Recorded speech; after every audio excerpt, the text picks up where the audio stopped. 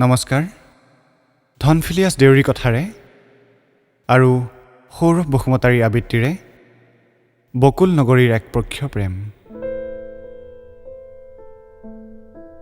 বকুল নগৰীত এতিয়া তুমি মোৰ বাবে হৈ পৰিছা এটা নুবুজা অংক।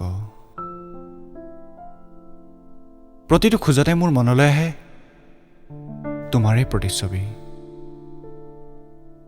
কেনেকৈ বুজাওঁ তোমাক এতিয়া বকুল নগৰীত তোমাক নেদেখিলে দিনটোৱে কিবা আধৰুৱা হৈ পৰে জানা।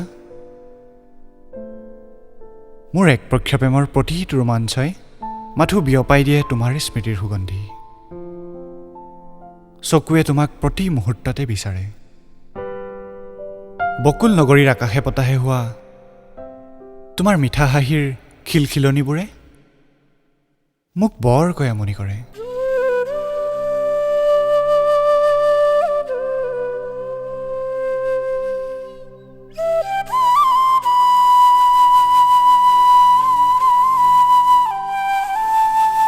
কিন্তু মই জানো যে তুমি আন কাৰোবাৰ মৰমৰ প্ৰজাত উমলি আছা। তুমি সুখী হোৱা, সুখী হৈ ৰম ময়ো।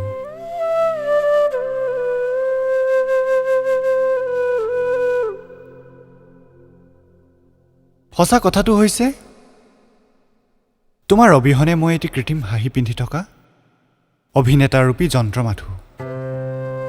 প্ৰাপ্তি মানে প্ৰেম হোৱা হলে তেন্তে ৰাধাকৃষ্ণৰ প্ৰেম আধৰুৱা নহলহেঁতেন।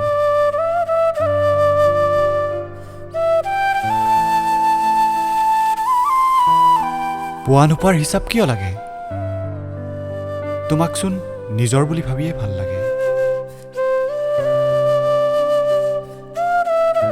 শেষত আজীৱন ভালপোৱাৰ প্ৰতিশ্ৰুতিৰে তোমাৰ একপক্ষীয় প্ৰেম।